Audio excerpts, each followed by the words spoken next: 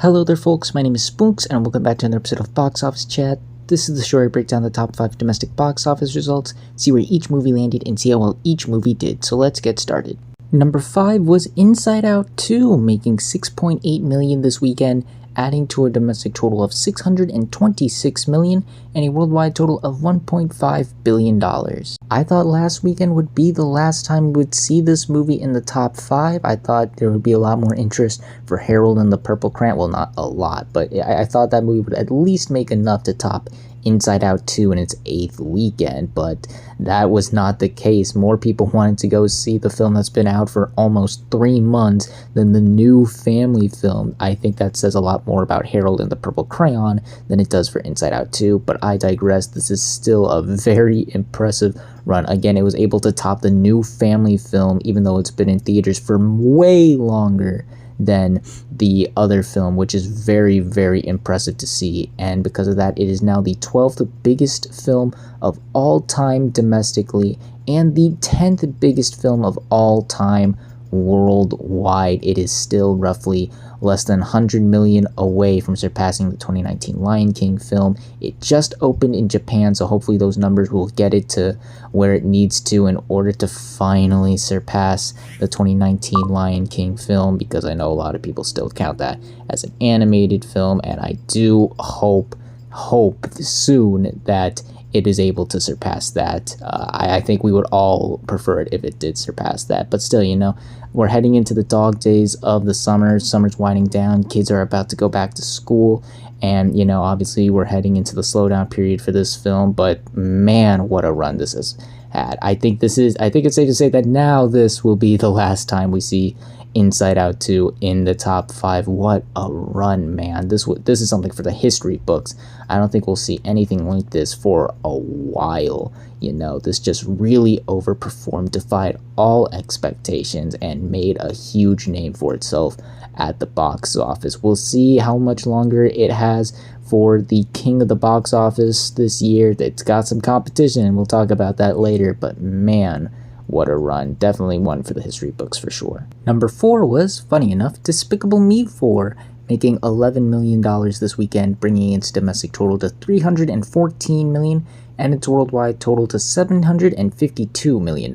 Despicable Me 4 also doing better than the new family film. God, just Harold and the Purple Crayon cannot catch a break. Not only not charting in the top 5, but it couldn't even beat the family films that have already been out for so long. Oh my goodness. But back to Despicable Me 4, still a very solid run. Nonetheless, it is now just 20 million roughly away from surpassing the entire domestic run of the first Minions film, which is very impressive. I think it'll be able to surpass it in the coming weeks, and then we just have to see if it can get to the domestic totals of Minions Rise of Gru and Despicable Me 2. I think it's going to get close, given how there's not a lot of animated or just family films out right now that people want to see, and there's not going to be anything new until Transformers and the Wild Robot in September, so I think it's going to make the most out of this dry period, kind of like what happened with Kung Fu Panda 4 earlier this year, and especially Migration from last Christmas. I think it's just going to be able to really win over the family audiences for that, you know, dry period we are about to enter, because, you know, once again, kids are going back to school. They can't go to the movies as often as they did back in the summer, but you know, I still think a lot of people are going to go check this out. As far as the worldwide side of things, I think it's definitely going to surpass 900 million very soon, which will put it right around where Minions Rise of Gru and Despicable Me 2 are worldwide, which is very impressive, and I think it'll have enough juice in the tank to get super close or just barely get over the $1 billion mark. It's still doing very impressive numbers, especially against its $100 million budget. So while it wasn't another Inside Out 2, it was still a hugely successful film.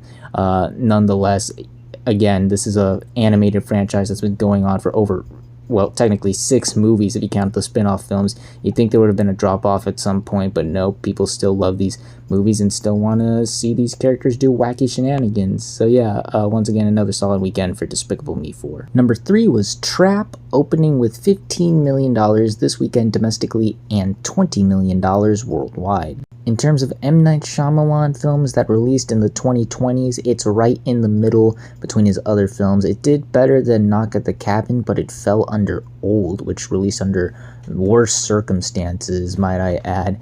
Yeah, this kind of fell below my expectations, and I think a lot of other people's expectations. I thought this movie had a lot more buzz and interest, and it definitely seemed like that for its like opening day and its previews, but afterwards it started to stumble a bit. It seemed like the reception from audiences and the word of mouth just started to decline. It didn't seem like a lot of people were really that enthusiastic over this movie, which is very concerning. It seems like the audiences are really mixed on this. It got a C+ cinema score, which is again better than Knock at the Cabin, but around the Old numbers for sure, which is concerning, because while Old was a much cheaper movie than this movie, it was, and this is a $35 to $40 million movie, and while it's already made roughly half that back, it's off to a good start, and I'm sure it'll probably be able to make that back, at least worldwide. I'm not sure if it's going to get to the doubling point.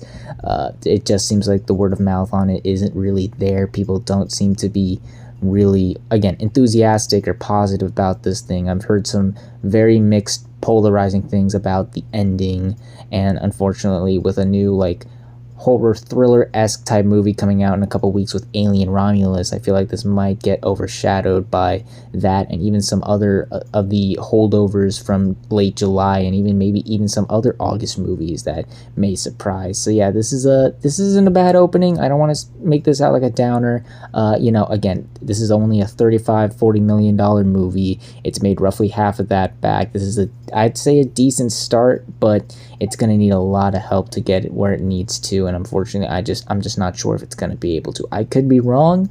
Maybe the negative things are just the minority, a very loud minority, and this thing actually does well over the coming weeks, but I don't know. I'm just not seeing it here. It doesn't look like it was able to live up the high expectations it set for itself with its trailer. So yeah, not a bad opening, but the future doesn't look too bright for it. I think it's the best way to describe it. Hopefully I'm wrong, but yeah, not too sure about where this movie is headed. Number 2 was once again Twisters, making, funny enough, $22 million this weekend, adding to a domestic total of $195 million and a worldwide total of $274 million.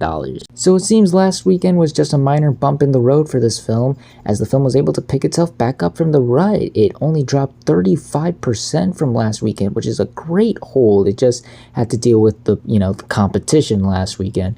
But nope, people are still very interested and excited to check this movie out. Not only that, it's just $5 million away from surpassing the $200 million milestone, which is something I wasn't expecting this movie to do, or at the very least just barely get over that milestone near the end of its run. But it's also already surpassed the entire domestic runs of both Kingdom of the Planet of the Apes and Bad Boys Ride or Die. Again, something I wasn't expecting this movie to accomplish, really. This movie has just really overperformed, at least stateside. Overseas, the film is kind of a big disappointment. It still has yet to reach 100 million internationally, which is causing it to fall a bit short-sighted here. It's definitely going to crack 300 million for sure, but they really need those international numbers to boost up the worldwide totals. Otherwise, it's going to fall short of reaching the stellar heights it probably should, just like it's doing on the domestic side of things. But then again, this movie is still doing really solid numbers, certainly better than I thought. It's been a very impressive run for this movie thus far, and I can't wait to see how much further it can go. Hopefully, when it releases in some more international markets, I do believe there's a couple more for it to release, so hopefully when it gets to those markets they can give it the boost it needs. But still, this has just been a very impressive, very exciting box office story to see, at least on the domestic side of things, and it seems to be doing the heavy lifting, but yeah, it's still a very impressive, very solid run at the box office for sure. And finally, let's end the video off with the number 1 movie of the weekend, which was once again Deadpool and Wolverine, making $96 million this weekend, adding to a domestic total of $395 million and a worldwide total of $823 million.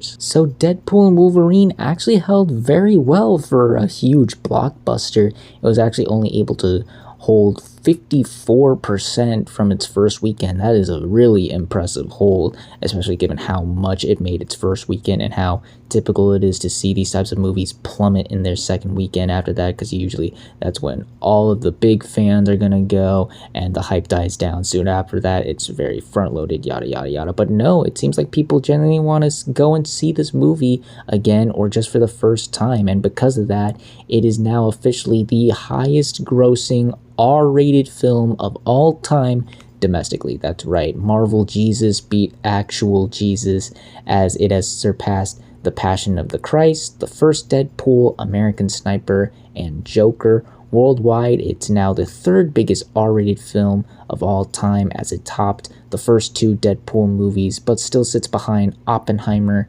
and Joker once again. Just another really solid weekend for this movie. You know, it's about to crack 400 million domestically, becoming the second film of the year to do so, which would place it roughly $200 million away from the domestic run of Inside Out 2. It's going to be interesting to see which one comes out on top. I still have my bets on Inside Out 2. I just think that film just overperformed to such a degree, while Deadpool is definitely doing what I think a lot of people expected it to do, and I think it's going to meet expectations there. But, you know, it could still overperform. Again, we're heading into the dry season, so I think it's going to make a lot of that, you know, dry period, if you know what I mean. And on the worldwide side of things, it surpassed 800 million. It should become the second R-rated film ever to hit $1 billion very, very soon, probably in the next couple of weeks or so, maybe even by the end of this week. You never know.